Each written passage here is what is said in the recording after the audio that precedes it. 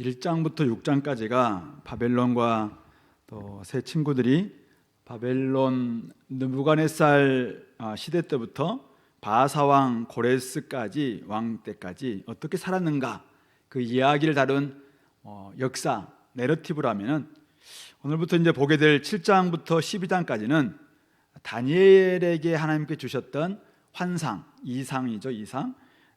그것을 통해서 세상 나라가 어떻게 되고 또 하나님 나라가 어떻게 승리할 것일까, 이것을 보여주는 종말에 관한 묵시록이라고 이야기할 수 있습니다. 형식은, 문학 형식은 묵시 문학입니다. 그래서 이제 여러 가지 상징과 이미지, 숫자 이런 것들이 등장하는 요한계시록과 거의 비슷한 이제 그런 장르다, 이렇게 보시면 될 것 같습니다. 오늘은 이제 7장은 첫 번째 환상인데요.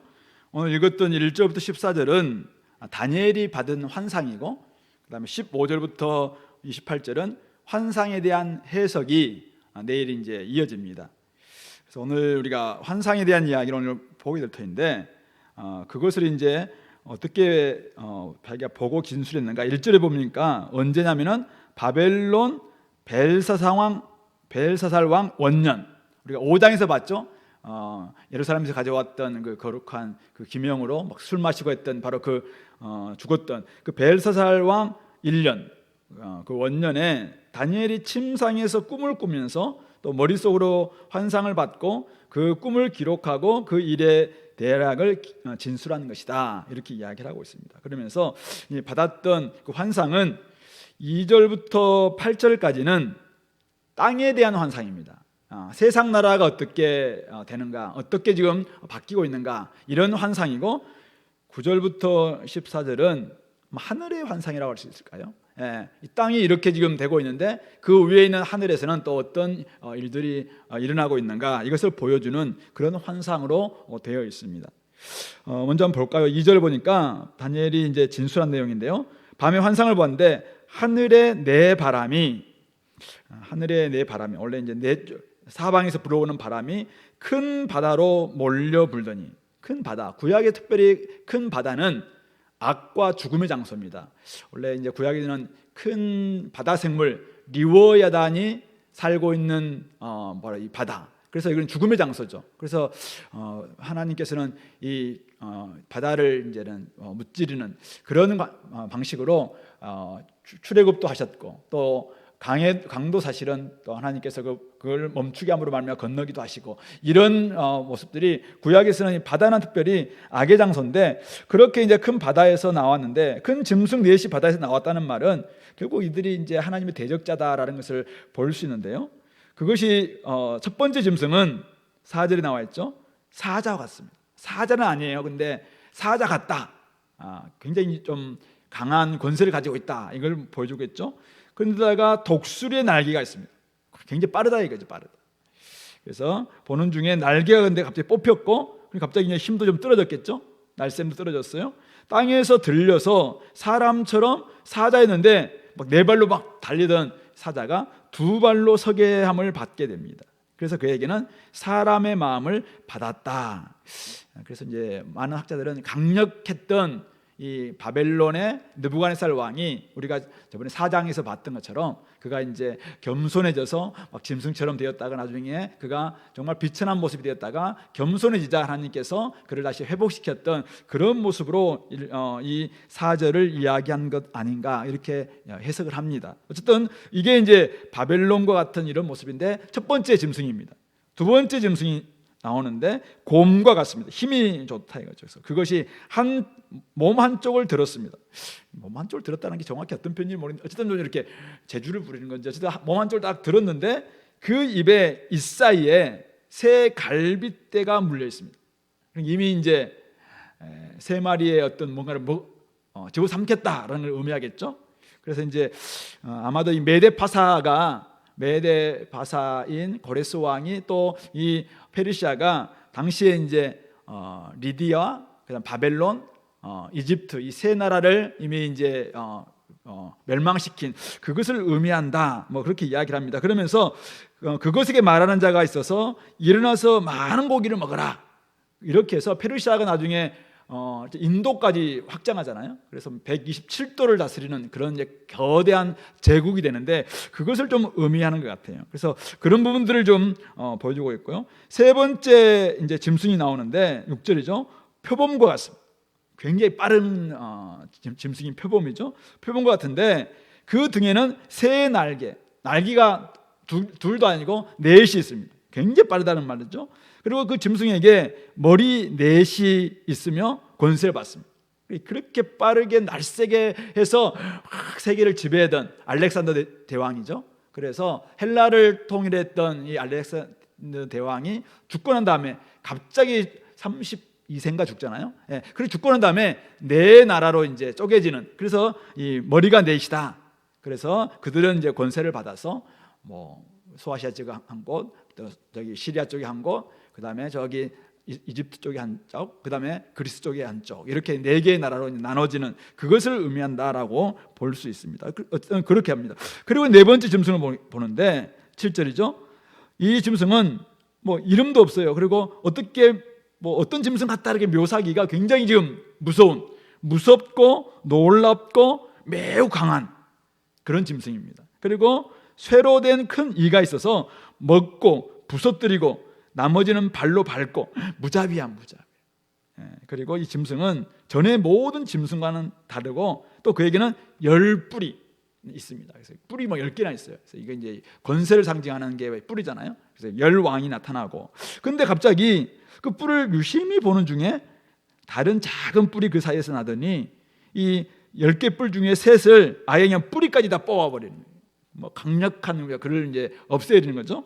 그리고 이 작은 뿔에는 사람의 눈 같은 눈들이 있고, 사람의 눈이 지혜를 상징하는 건지 정확한 건 모르겠어요. 근데 사람의 눈 같은 게 있고 입이 있어서 큰 말을 전하였다. 큰 말. 그러니까 우리 성경에는 큰 말이라고 되어 있는데 NIV 같은 데서는 뭐 자랑하는 이런 말을 하고 있다. 그러니까 결국 신성모독하면서 자기를 막 의시되는 이런 말을 하고 있는 이런 뿔이 갑자기 이 나라에서 로마 제국을 많은 분들 상징한다. 아니면 넷째 나라는 어떤 나라인지 모르겠지만 이런 나라들이 이제 일어날 것이다라는 것을 보여주고 있는 것이죠. 뭘 의미하고 있습니다. 정확하게 이것이 이렇게 앞으로 이러이러한 나라가 된다라는 것을 우리는 이제 지나온 우리 입장에서는 당시에 벨사살 왕이 죽고 난 다음에 그다음에 페르시아가 메데파사가 되고 헬라가 되고 로마 제국으로 바뀌는 이런 역사의 전환기들, 이것을 보여주는 것이다라고 우리는 그렇게 해석할 수 있겠지만은 다니엘로서는 사실은 이게 도대체 뭘까 굉장히 두렵지 않았겠습니까? 그러니까 그가 살고 있는 세상이 어떤 세상인가라는 것을 보여주고 있는 환상이자 이미지인 것 같아요. 큰 바다에서 나온 큰 짐승 넷, 결국 세상을 다스리는데 그들이 강한 권세를 가지고 약한 자를 다 죽이고 집어삼키는 것 같은 약육강식의 그런 세상이다라는 것을 보여주고 있는 것이죠. 또한 그들은 바다에서 나온 짐승이다 보니까 하나님에 대해서는 끊임없이 악과 죽음의 장소에서 나왔으니까 하나님에 대해서는 대적할 수밖에 없는, 하나님을 거역하는 이런 세력이죠. 그러므로 하나님의 백성들은 끊임없이 이들에 의해서 고통당할 수밖에 없고 힘들게 괴로움을 당할 수밖에 없겠구나라는 것을 우리는 상상 또는 생각할 수 있는 것이죠. 하나님의 백성들은 이들에 의해서 참 괴로움을 당할 수밖에 없겠구나라는 것을 보여주고 있는 그런 이미지인 것 같아요. 뿐만 아니라 이 땅에서는 많은 나라와 나라가 계속 바뀌고 하지만은 나라와 나라 가운데서 온갖 전쟁이 있고 또 강대국은 약소국을 또 집어삼키고 이렇게 하면서 하지만은 그들이 영원할 것 같은 나라였지만은 그런 강한 제국들도 또 끝나고 이렇게 갈 수밖에 없다라는 것도 보여주는, 그러므로 이 땅에는 참된 평화도 없고 참된 기쁨도 없고 영원하지도 않다, 이런 부분들을 이제 보여주는 이런 이미지가 아닐까 생각하는데, 어쨌든 이런 꿈을 지금 다니엘이 받고 그 다음에 이런 환상을 보니까 마음이 사실은 어떻겠습니까?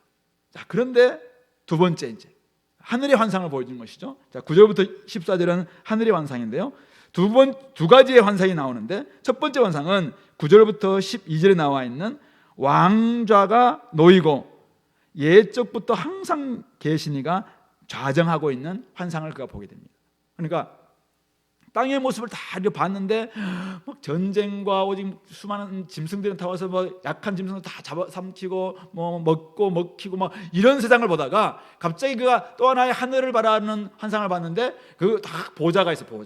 보좌가 있는데 그 가운데 누가 있냐면은 옛적부터 항상 계시니 우리 땅에 우리 7 교회를 요한계시록에서 보여주고 난 다음에 사장에서 갑자기 하늘에 봤을 때 하늘에 보좌에 앉아 계시는 하나님의 환상을 봤던 계시록 4장과 같은 내용입니다.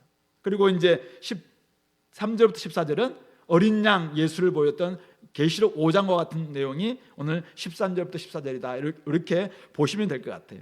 자, 그런데 그분 항상 계시니, 옛적부터 항상 계시니 어떤 분이십니까? 그 옷은 희기가 눈 같고 순결하다는 것이죠. 그 머리털은 깨끗한 양의 털 같아요. 머리가 그냥 하얀 거죠. 백발이 백발. 너무 하얘입니다. 오랫동안 백발이 성성한 분이니까 이분은 오랫동안 사셨기 때문에 지혜가 참 많구나라는 것도 우리가 생각할 수 있어요. 뿐만 아니라 그의 보좌는 불꽃입니다. 그의 바퀴는 불타오르는 불입니다. 막 전사들 전사. 두려운 권능을 가지고 있는 이런 분입니다. 불이 강처럼 흘러 그 앞에서 나오며 그를 섬기는 자는 천천이고 천사들 또 그 앞에서 모시신 자들은 만만 천천만만의 수많은 천군 천사들이 또 그들을 섬기고 또 이렇게 수종 들고 있는 이런 모습을 보이고 있는 것이죠. 자, 이것을 보여주는 궁극적인 목적이 그 뒤에 나와 있는데, 자, 심판을 베푸는데 이분이 책들이 다 피어 있더라는 거예요. 어떤 책입니까? 인간들의 행위들을 다 기록한 책이겠죠. 그 책이 다 펴져 있는데 그렇게 펴져 있는 걸 그가 딱 보았어요. 근데 그때 이 작은 뿔이 말하는, 아까 우리 위에서 봤던 8절에 나와 있던 이 작은 뿔이 말하는 큰 소리, 막 신을 모독하는, 신성 모독하는 막 이런 말을 자랑하는 말을 하는 이것에 주목하고 보는 사이에 이 넷째 짐승이 죽임을 당하는 거예요. 이 하나님에 의해서. 그리고는 그 시체가 상한 바 되어서 타오르는 불에 아예 던져집니다. 그리고 그 남은 짐승들은, 우리 첫째, 둘째, 셋째 짐승들은 그 권세를 빼앗겼으나 그 생명은 보존되어서 정한 시기가 이르기를, 이 짐승들도 결국 하나님께서 나중에 심판하실 거예요. 그러나 그때까지는 네가 아직 목숨을 부여한다. 그러나 멸망의 날을 기다리는 그런 신세가 되고 있다라는 것을 보여주고 있는 환상이 9절부터 12절에 나와 있는, 그러니까 결국 보좌에 앉으신 분이 계시고 그분이 이 땅의 모든 부분들을 그들의 행위대로 심판하신다. 그래서 그렇게 신성모독 하던 넷째 짐승의 그 작은 뿔 바로 불문불에 던져지고 나머지 짐승들도 정한 때까지만 보존될 수 있다라는 것을 보여주고 있는 것입니다. 그리고 이제 두 번째 환상으로 들어가는데 밤 환상을 봤는데 인자 같은 이가, 사람의 아들 같은 이가 하늘 구름을 타고, 성경에서 하늘 구름을 탔다는 말은 우리 눈에 보이는 이런 구름이 아니라 하나님을 상징하는 거예요. 하나님의 하나님의 땅에 하나님 모습으로 나타나지 않으세요. 그래서 그분이 하나님의 같은 권세와 권능을 가지고 나타나실 때는 항상 이 구름으로 묘사되고 있습니다. 그래서 하늘 구름을 타셨다는 말은 하나님의 모습으로 오셨는데 그분이 또한 인간의 아들과 같은 사람을 같은 형상을 가지고 오셨다는 걸 이야기하고 있죠. 인자 같은 이가 하늘 구름을 타고 와서 이제 그분이 오셔서 옛적부터 항상 계시니 하나님께로 나아갑니다. 이 땅에서 구속 사역을 다 마치시고 인자로 이 땅에 오셔서 구속 사역을 다 마치시고 다시 하나님께로 인도되매, 그러니까 이미 승천을 의미하는 것이죠. 승귀를 의미하는 거예요. 그러니까 하나님께서 그에게 권세와 영광과 나라, 권세, 영광, 통치권을 다 그에게 주고, 뿐만 아니라 모든 백성과 나라들과 다른 언어를 말하는 모든 자들이 그를 섬기게 해주고 있습니다. 그러니까 하늘에 있는 권세, 땅에 있는 모든 권세를 이 어린 양, 인자 같은 이에게 딱 주니까 결국 모든 민족과 백성과 방언에서 나온 사람들이 다 그분을 섬기게 했다라고 이야기하고 있어요. 그러면서 그분의 권세는 소멸되지 아니하는 영원한 권세이고 그의 나라는 멸망하지 아니할 것이니라 라는 이런 환상을 그가 보게 되었다는 것입니다. 그러므로 이 말씀은, 이 환상은 우리가 이미 2장에서 느부갓네살이 꾸었던 첫 번째 꿈, 거대한 신상, 그 꿈 기억하시죠? 머리는 순금이었고 그 다음에 이 어깨와 가슴과 팔은 은이었고 그 다음에 배와 넓적다리는 동이었고 굴이었고, 그 다음에 다리와 발, 거기는 진흙과 쇠로 구성되어 있는 이 커다란 신상을 봤어요. 근데 이 신상이 갑자기 손으로 되지 않은 어떤 돌에 나타나서 다리 쪽을 탁 쳐서 이 모든 이것은 다 산삼조각이 나서 흩어지고, 결국 이 돌이 거대한 태산을 이루어서 결국은 완성되는 하나님 나라를 보여주는, 그래서 이 세상 나라는 멸망하지만은 하나님 나라만이 영원하다. 그래서 순식간에 이 나라가 멸망할 것이고 어느 날 결국 하나님 나라가 완성된다라는 그 꿈을 결국 우리 2장에서 봤는데, 그 꿈에 어쩌면은 이 짐승의 버전으로 이렇게 보여주고 있는 것이 오늘 7장이다라고 보시면 될 것 같습니다. 자, 그렇다면은 우리가 그 해석은 내일 우리가 한번 보도록 하겠습니다. 자, 그렇다면 하나님께서 왜 이 벨사살 왕 원년에 이 환상을 다니엘에게 보여주셨을까 이겁니다. 다니엘은 바벨론에서 오랫동안 다니엘 2장 그거는 아마 거의 느부갓네살 왕 초기 때 이제 봤던 그 꿈이잖아요. 하나님 나라가 이렇게 완성되는구나. 하나님 나라가 결국 세상 나라를 이기고 완성되는구나. 그 꿈을 꾸면서 그가 바벨론에서 열심히 섬기기도 하고 열심히 기도하면서 믿음을 지키면서 살아왔습니다. 그런데 세상 나라 중심주의에서 열심히 뭔가를 하면서 믿음을 지켜 살아왔는데, 물론 그가 이제 70년의 기간을 끝난다라는 것도 좀 알고 살아오긴 하지만은 많은 사람들이 바벨론에 죽어갔을 거라 생각해요.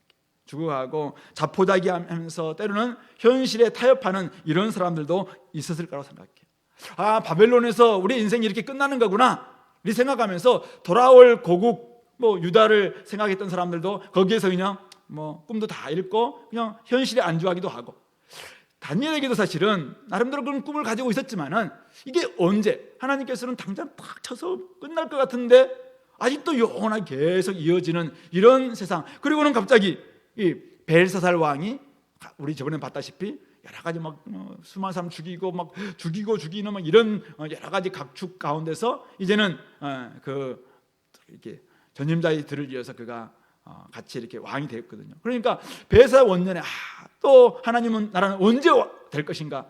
이 다니엘로서는 사실 하나님 도대체 이 꿈은 언제 이루어지는 겁니까? 이런 생각이 들지 않았겠습니까?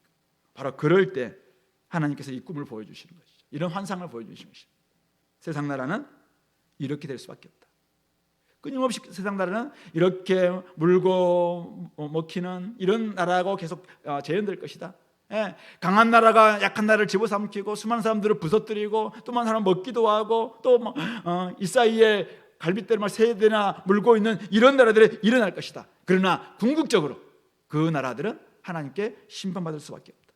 그리고 결국은 인자 같은 이가 땅에 오셔서 참된 하나님께서 통치권을 주시면 그분이 나라와 권세와 영광을 가지게 될 것이고, 그분에 의해서 이루어지는 나라가 영원한 나라고 그 나라만이 온전한 나라이고 그 나라만이 우리가 품어야 될 소망의 나라다. 그렇게 보여주면서 그 꿈은 여전하다.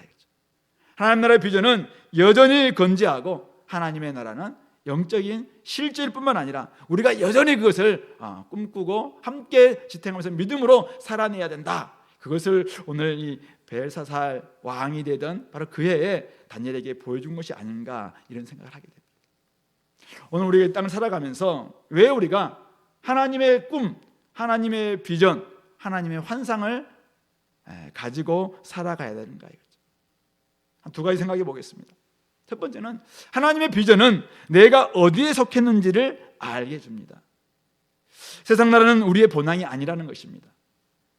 바벨론 제국 같은 이 나라를 위해서 우리는 기도하기도 하고 또 새로운 나라가 되도록 열심히 도와주기도 해야 합니다. 새로운 정권이 탄생했기 때문에 우리는 거기에서 열심히 때로는 섬기기도 하고 도와주기도 하고 그 백성들을 위해서 또 이 나라의 정권을 위해서 열심히 기도해 줘야 됩니다. 그러나 진짜 우리의 소속은 어딘가? 우리는 하나님 나라에 속한 사람이라는 것입니다. 도리어 이 땅의 나라는 무시무시한 짐승들의 나라일 수밖에 없습니다. 야국 강식의 각축장입니다. 지금도 G20이 저기 이루어지고 있지만은 그들 속에는 끊임없이 자기의 이익만을 국익만 생각하면서 약한 사람들 이렇게 하지만은 러시아가 우크라이나 얼마 이 책을 보면서 보니까 스탈린에 의해서 수백만의 사람들이 굶어 죽게 만들었던 그런 시대를 가지고 있는 이 우크라이나와 러시아의 관계였어요. 그런데 그런 나라가 사실은 우크라이나를 지금도 저렇게 집어삼키면서 전쟁을 하고 있어도 국제 질서에서 어떻게 할 수도 없는, 물론 여러 가지 뭐 경제적인 제재를 하긴 하지만은 사실 어찌할 수도 없는, 다 사실은 거기서 거기일 수밖에 없는, 강한 나라가 약한 나라들을 집어삼킬 수밖에 없는, 그래서 더 강함을 추구할 수밖에 없는 이 땅의 질서. 그래서 무섭고 무시무시한 폭력과 권력이 난무할 수밖에 없는 이 땅. 어떤 권력은 날쌔고, 어떤 권력은 야비하고, 어떤 권력은 잔인하고, 어떤 권력은 둔하고, 어떤 권력은 포악할 수밖에 없는 이 땅의 이 나라들. 지금도 20세기 들어 19세기 20세기에 곳곳에서 얼마나 수많은 난민들과 수많은 백성들이 잔혹하게 죽어갔습니까? 그럼에도 불구하고 사실은 누구 하나 눈 하나 깜짝하지 않고 독재 권력을 계속 유지하고 있는 이 땅의 나라들이지, 나라들. 그래서 사실은 가만두면 인간의 악함에 의해서 언제든 이 땅에서는 그런 나라가 재현될 수 있다라는 것을 보여주고 있는 것입니다. 중요한 것은 무엇입니까? 비록 그들이 때로는 강하고 잔인하고 하나님을 모독하는 말을 하겠지만, 때로는 수많은 난민들, 양민들, 부족한 힘없는 사람들 죽이는 이런 일들을 벌이겠지만은 그 또한 일시적이고 정한 시기가 이르기까지 하나님께서는 잠시 기다릴 뿐이고 언젠가는 하나님께서 심판하실 수밖에 없다라는 것입니다. 그러므로 우리는 이 나라와 이 민족을 위해서 열심히 기도하고 평안을 위해서 우리가 함께 섬기기도 하고 또 우리가 감당해야 될 의무들 다 감당해야 됩니다. 그러나 중요한 것은 이거죠. 의지해서는 안 된다는 것입니다. 오직 우리는 하나님의 나라의 백성이기 때문에 그렇습니다. 하나님의 비전을 쫓아서 살아야 될 사람들입니다. 영원한 하나님 나라가 우리의 나라인 것입니다. 그러므로 우리는 그의 나라와 그 의를 위해서 삶을 재주동해야 될 하나님 나라의 백성이다. 우리의 소속은 하나님 나라다. 이 사실을 우리는 결코 놓치지 말아야 된다는 것입니다. 그런 점에서 오늘 이 비전, 이 하나님 나라의 비전이 여러분들에게는 여러분들 삶을 어떻게 지금 재조정하기를 원하고 있습니다. 여러분들 젊음, 여러분 남아있는 일생 무엇을 위해서 여러분들은 살기를 원하십니까? 진짜 하나님 나라가 확장되고 하나님 나라가 영원한 나라이고 하나님의 권세만이 진짜 권세다. 이 사실을 여러분들이 진짜 믿는다면 오늘 우리의 이 남은 시간들을 어떻게 써야 될지, 여러분들 평생 한번 우리 시간과 재정과 마음을 들여서 일할 수 있는 일거리, 여러분들 나름대로 다 지금 직업을 가지고 있잖아요. 근데 그 직업과 함께 내가 진짜 하나님 나라를 위해서 해야 될 일거리는 무엇인가? 자신만의 그 일거리를 한번 발견하시기 바랍니다. 그래야 우리 인생이 의미가 있을 것입니다. 열심히 살았는데 내 모든 삶이 다 불타버린다면 그것만큼 허무한 게 어딨어요? 열심히 여러분들이 투자 다 했는데 그게 깡통이었어요. 깡통.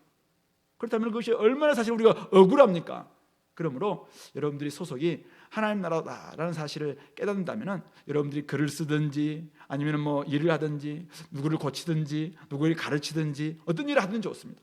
그 일을 하면서도 하나님 나라, 맞아, 하나님 나라가 있다. 하나님 나라의 백성으로 내가 할 수 있는 일이 무엇일까? 그것을 위해서 내가 지금 어떤 일을 하고 있는가? 이걸 생각하면서 정말 그것을 여러분들의 비전으로 삼으시고 그 나라를 위해서 살아낼 수 있기를 바랍니다.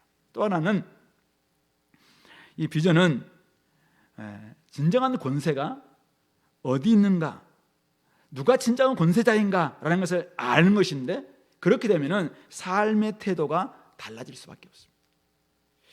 예배는 무엇입니까?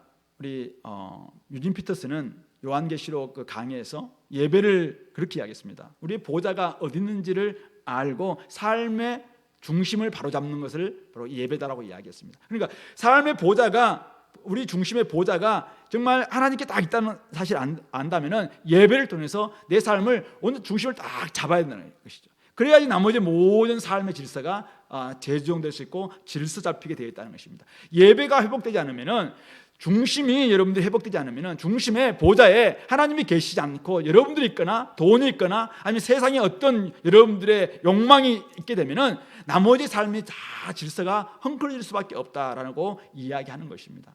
그런 점에서 오늘 권세가, 진정한 권세가 어디 있는가?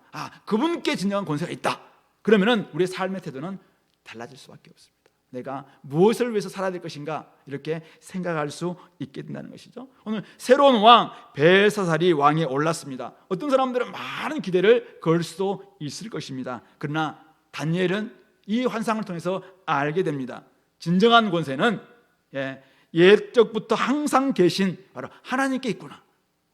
그렇다면 그는 이 사람에게 빌부터 사는 것이 아니라 이 사람의 잘못에 대해서 그가 왔을 때 바로 이야기할 수 있는 것이잖아요. 그래서 그가 잘못된 길을 걸었을 때 물론 하나님께서 말씀하셨지만 두렵지 않고 오직 하나님의 메시지를 가지고 말할 수밖에 없는 것입니다. 그는 잘못되었다라고 이야기하고 너는 이미 무기를 달아보니까 끝났다라는 것을 벨사살 왕에게 이야기할 수 있는 것이죠. 그분은 순결합니다. 그분은 죄가 없는 분입니다. 그분은 불꽃 같은 위엄을 가진 분입니다. 그분은 많은 사람들이 섬길 수밖에 없고 많은 사람들이 그분 앞에 무릎 꿇을 수밖에 없는 유일한 권세인 것이죠. 바로 그분을 내가 모시고 살아갑니다. 그분을 나의 삶의 중심에 모시고 살아갑니다. 그분이 나의 진정한 권세입니다. 그러면은 나의 삶의 태도가 어떻겠습니까? 거짓되게 살 수 있을까요? 그냥 짜게 쓸모없는 것에 내가 인생을 허비할 수 있을까요? 그렇지 않을 겁니다. 삶의 태도는 좀 달라질 겁니다. 거룩한 삶의 태도로 달라질 것이고 하나님께서 우리에게 주신 그 명령이 무엇인지를 온전히 깨닫고 나아갈 수밖에 없을 것입니다. 불타버릴 수밖에 없는 이 땅의 권세, 거기에 우리가 아부하면서 그냥 666 받으려고 애를 쓰지 않고 진짜 하나님의 입맞은 자로서 그들은 이 땅에서 차라리 순교를 당했지 내가 그들의 빌붙지 않겠다, 이런 삶의 태도로 바뀌지 않겠습니까? 그리고 인자 같은 이가 진정한 권세다라는 것을 우리가 진짜 알게 된다면 그분에게 권세가 있고 영광이 있고 나라가 주어지고 그분만이 모든 백성과 나라들과 다른 언어를 말하는 모든 사람들이 그를 섬기게 된다.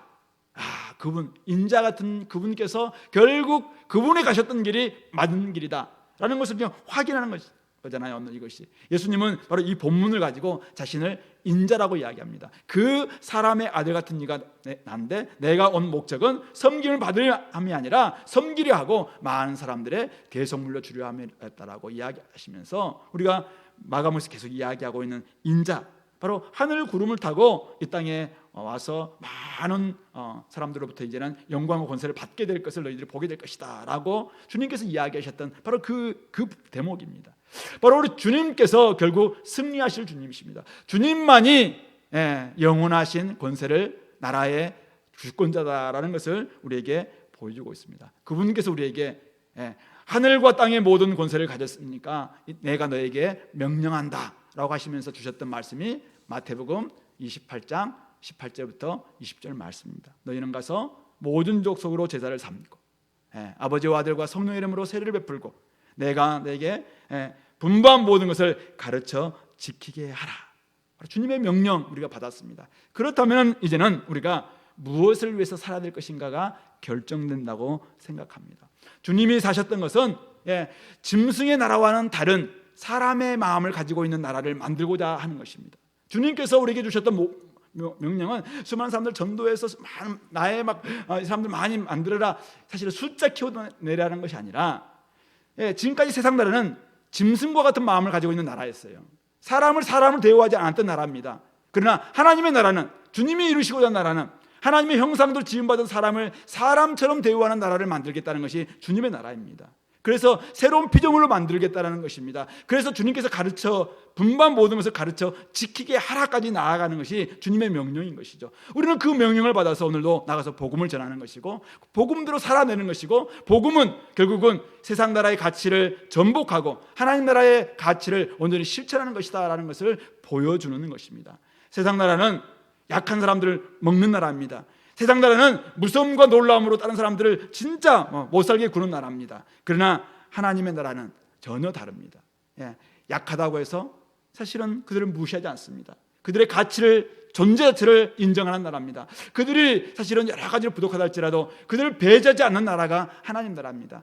진정한 어린아이와 사자가 함께 손 놓고 함께 뒹굴고 독사굴에 손을 놓고 장난쳐도 물지 않는 그런 나라입니다. 그런 나라가 하나님의 나라, 주님께서 이루시고자 했던 인자 같은 이가 이루시는 하나님 나라의 이 땅의 버전인 것이죠. 그런 점에서 오늘 우리는 어떻게 살아내고 있는가, 어떤 태도로 우리가 사람들을 바라보고 있는가, 어떻게 대하고 있는가, 이런 부분에 있어서 우리는 달라야 한다는 말씀입니다. 사람을 가장 사람답게 대하고 하나님의 형상대로 지음받은 그런 존재로 대하면서 이들을 회복시키는 그런 데 우리의 삶을 투자하는 것, 이것이 결국은 주님께서, 인자 같은 그분께서 오늘 우리에게 권세를 가지고 명령하고 있는 내용입니다. 나가서 복음을 전하십시오.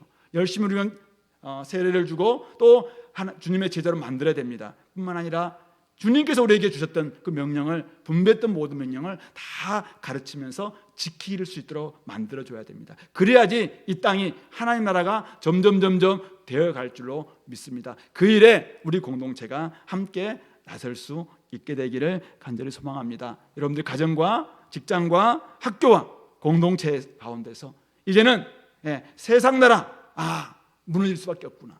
그러나 하나님의 나라 아직은 이 땅에 완전히 완성되지 않았지만 이미 주님이 오셔서 임했다. 그렇다면 내가 작은 것 하나 실천함으로 말미암아 세상을 좀 놀라게 만들어야 되겠다. 이것을 통해서 하나님 나라가 이루어지게 될 것이고 결국은 주님께서 이루시고자 했던 그 비전이 오늘날 점점 확장되는 것 아닐까. 나의 작은 노력 하나가 결국은 주님의 이 권세를 인정하는 이런 삶의 모습으로 나타나는 것이 아닐까. 거기에 반응하면서 나아갈 수 있는 우리 공동체 됐으면 좋겠고, 어쨌든 세상 나라의 강함 때문에 기죽지 마시고 세상 나라의 어떤 것 때문에 두려워하지도 마시고 오직 주님께서 진정한 권세이고 주님께서 우리에게 주셨던 명령이 진짜 명령이다 생각하시면서 다른 태도로 다른 삶을 살아내는 우리 공동체가 다 될 수 있기를 이 말씀으로 권면드립니다. 우리 말씀을 좀 기억하시면서 우리 기도자 나올 때까지 같이 기도하겠습니다.